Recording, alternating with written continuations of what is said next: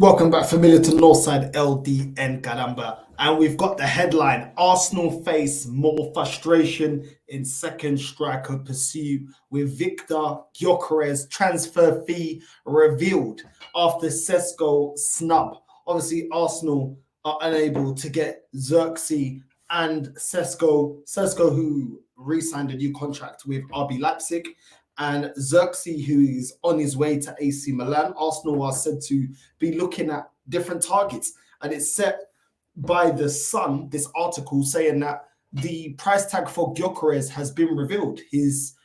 His release clause has been revealed, and the price tag is a lot higher than what Arsenal actually want to pay. Make sure, family, you're hitting the like button, subscribing, doing all that good stuff. Don't be a filo da puta, don't be a viado da merda. Make sure you're doing all of that. We're on route to 11K. Smash the like button, smash the bell notification, because we'll be dropping content and transfer news every day. Let's get straight into the article by The Sun, and it goes on to say, Sporting Lisbon will remain firm on their valuation of Arsenal target Victor Gyokores, with the intention of selling other first-team stars this summer instead. The Gunners have scouted the Swedish striker Gyokores several times in the past 12 months in their search for more firepower up top. It goes on to say the 26-year-old, who netted 43 goals in 50 outings for Sporting in all competitions last season, has a release clause of around £85 million. Arsenal would want to negotiate a fee in the region of £50 to £60 million, but the Portuguese giants, as things stand, are unwilling to let him leave on the cheap. The Sun understands that Sporting are prepared to raise funds through the sale of other players in their ranks, including defenders Osimhen Diamande and Gonzalo Inacio. Diamande, 20, has admirers at the Emirates, with the Ivory Coast international valued around £50 million. Inacio, 22 years old, has a £52 million release clause that is up at the end of his deal, which is also in June 2027. And what's going on here? There we go. So yeah, his price tag has been revealed. Gyokores could come into play should Arsenal be willing to splash the cash, while the need for depth in wide areas could also see the club take a different approach. Let's get straight into it. Now, we know, if this source is reliable, which, take it with a grain of salt, take it with a pinch of salt. The Sun is not the most reliable source, but this is the rumor that's out there. His release clause is £85 million. Now, is Arsenal going to be able to pay £85 million for the release clause of Gyokores, the Sporting Lisbon striker? We didn't have the £55 million to get Sesko over the line, and it looked like the club was preferring Sesko ahead of all other targets. Xerxes could have been done for around £40 to £50 million, and all of a sudden we're supposed to believe that Arsenal are going to put down £85 million to get Gyokores. I don't really see how this is adding up. If we don't have £55 million for Sesko, which seemed to be the number one target, how are we going to have the funds to get Gyokores over the line? Personally, I think that we do have the money. Gyokores isn't the worst. I know we've got this other strikers that I would put ahead of him just because of their experience in the league. And people are saying that Gyokores, he had some experience in the Championship. But listen, just because you have experience in the Championship doesn't mean that you can do it in the Premier League. So Mitrovic had experience in the Championship and didn't always shine in the Premier League. So it doesn't necessarily mean that it's going to correlate. Now, £85 million, we've got a bunch of players that we can sell to actually help with paying off that fee. I believe we probably have 100 to 150 million to spend, and the rest we may need to make from player sales. There's a bunch of players that we need to sell. We need to sell Nketiah, we need to sell Fabio Vieira, we need to sell a load of players. Cedric, Nuntavage. There's a load of players. At the end of the day, we have the money to get the player over the line. The main position that we need to strengthen is striker. Gyokores, for me, I wouldn't put him above Ivan Toney. I wouldn't put him above Isak. Those are strikers that are doing it in the Premier League. Isak is scoring a load of goals for Newcastle. I put him ahead of somebody like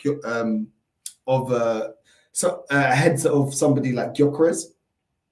And for me, Ivan Toney, I think he's got all the attributes to when he's at a bigger club to perform. At the end of the day, we're hearing. I saw some reports saying that Ivan Toney, Brentford are more than happy to part ways with Ivan Toney for £60 million. Now that's less than Gyokores. Portuguese teams, you know that they don't like to sell cheap. They always sell high. Bruno Fernandes went for high wages in Portugal.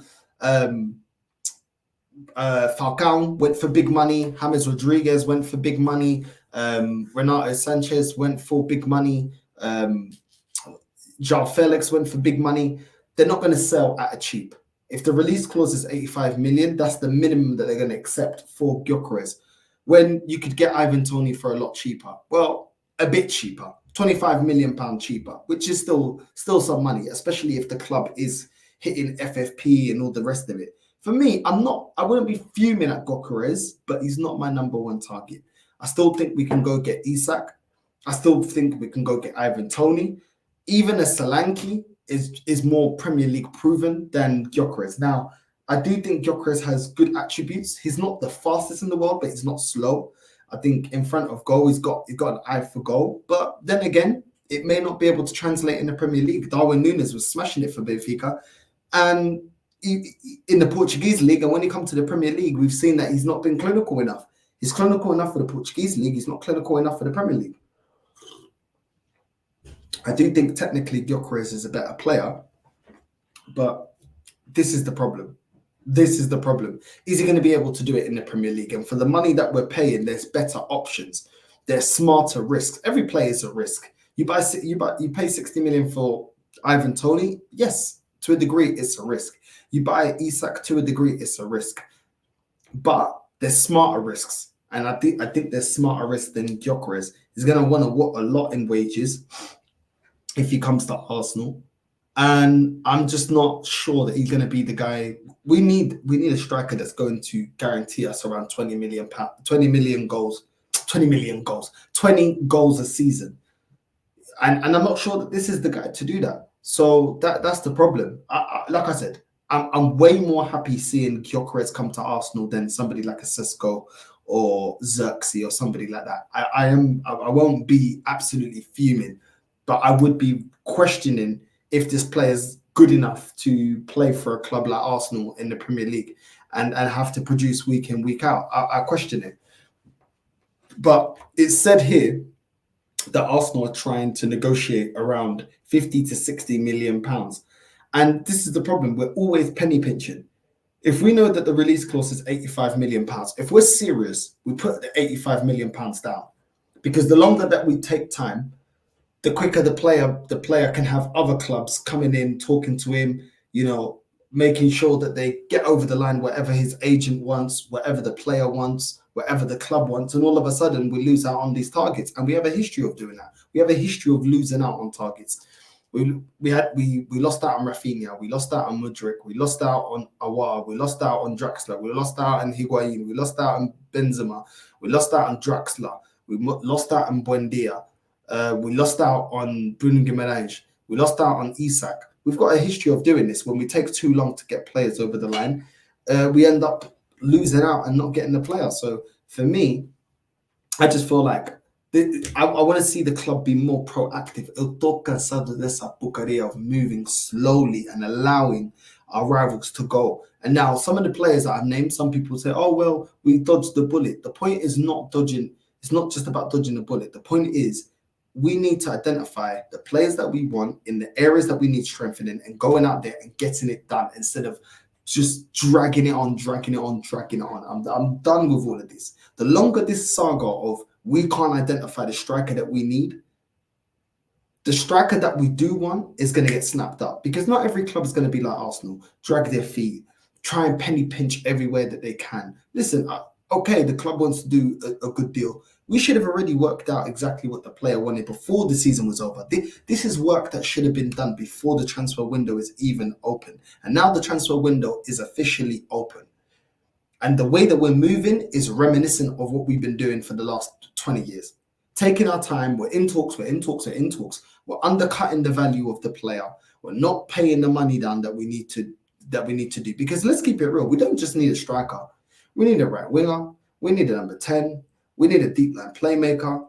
We need a left back, and we need a centre back. If we're going to be really serious, and I'm talking about really serious, I'm not talking about the Numa Merda of, 1-2 players and maybe we can get by, maybe a player can do a job. Now I'm talking about actually being serious to win the league.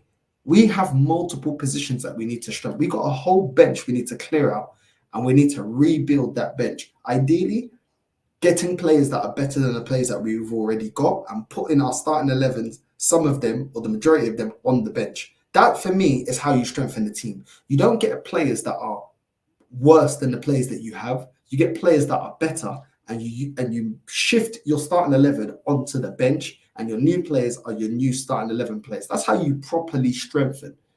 That is how you properly strengthen, in my opinion. And the way we're moving right now, we haven't even got one player over the line. We're struggling to sell players. We can't sell ESR. We can't sell Lokonga. We can't sell Daraj. We can't sell Eddie Nketiah. We can't sell Reece Nelson. We're struggling to sell all these players. We should have already been selling half of this bench already got deals over the line, money coming in that we have already got. So we have already got the funds to get the striker that is absolutely necessary, if that is the case. If we need to sell to buy, we should already been moving on players so that we're not in the position of we're talking to the player, but we can't meet the valuation fee. Because it's ridiculous. It's ridiculous. If one of the rivals or another club comes in and says, okay, 85 mil for Gyokores, because let's say, for argument's sake, we need to sell. We need to sell to buy. Because of our lack of movement in shifting players out already, we can't get in the bidding war. We can't match the bid. We can't outdo another team's bid for Gyokores, and then we lose out on the player. And this is what I'm saying. We're trash at selling players. We're trash at buying players. We're trash at scouting players. It's a joke. It is actually a joke. And anyone that wants to justify this Bukaria, I'm sorry. I've been seeing this for 20 years, but I'm not the Deus no more for that cabeza. So listen, if we're going to get Gyokores, just get it done. You man should have already been knowing who you want, what player that you want to identify as the missing piece to get us over the line to win major honors. This should have been already done. But anyway, like I said, make sure you're liking and subscribing, hit the bell notification and all that. I will be back today at 2 p.m. For another transfer show. This time it will be live. So make sure you're liking and subscribing to all of that. Make sure you're hitting the bell notification. And without further ado, familia, I'm out.